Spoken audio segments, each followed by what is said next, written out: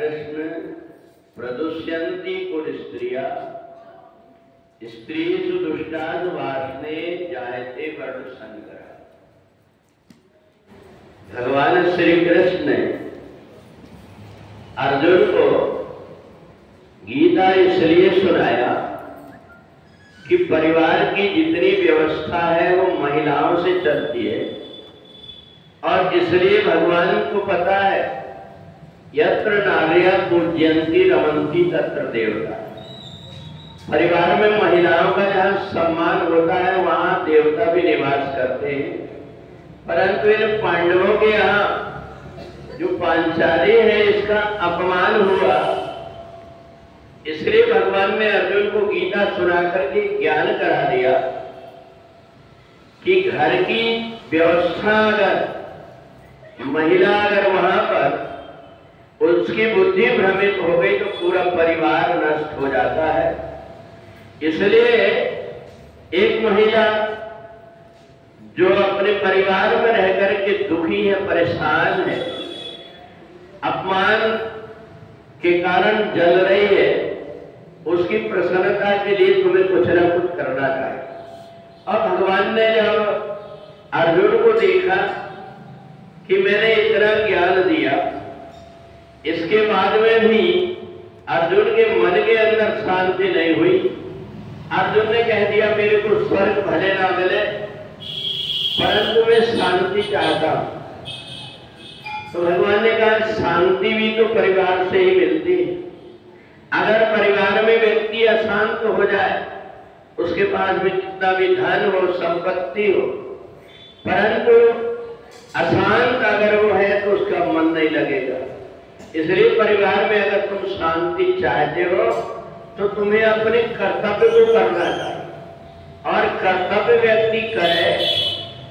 इसीलिए कर्तव्य करने के लिए हम कई प्रकार के व्रत और कथाएं कहते हैं।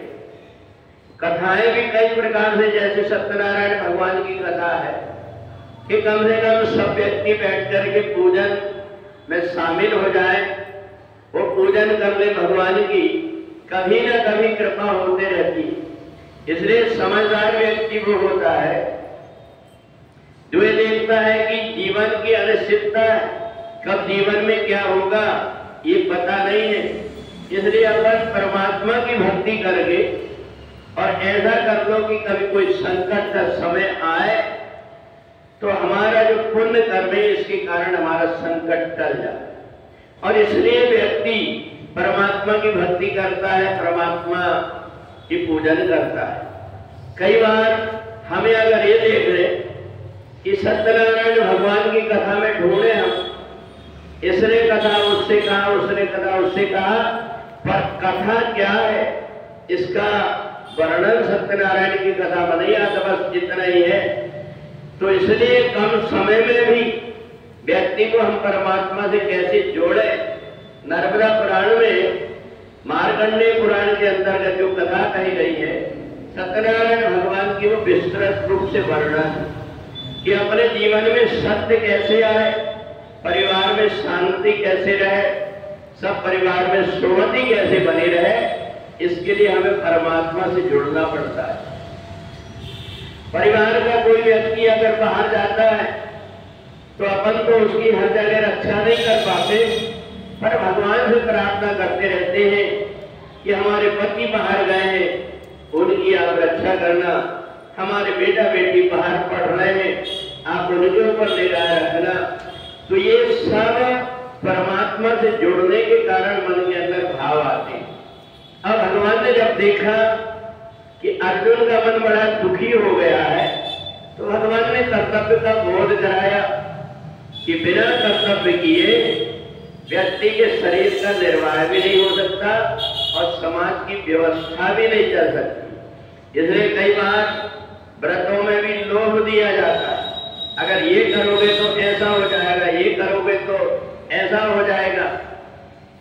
कई बार तो ये भी कहना पड़ता है कि जबरदस्ती व्रत छुड़ा दिए तो पति की मृत्यु होने लगी, करवा चौथ की कथा में आता है। परंतु ये सारी जितनी कथाएं हैं इसलिए बताई जाती है कि आप थोड़े बहुत सत्कर्म करते रहो, और यदि हमने सत्कर्म करते रहे तो परमात्मा की एक न एक दिन कृपा होगी।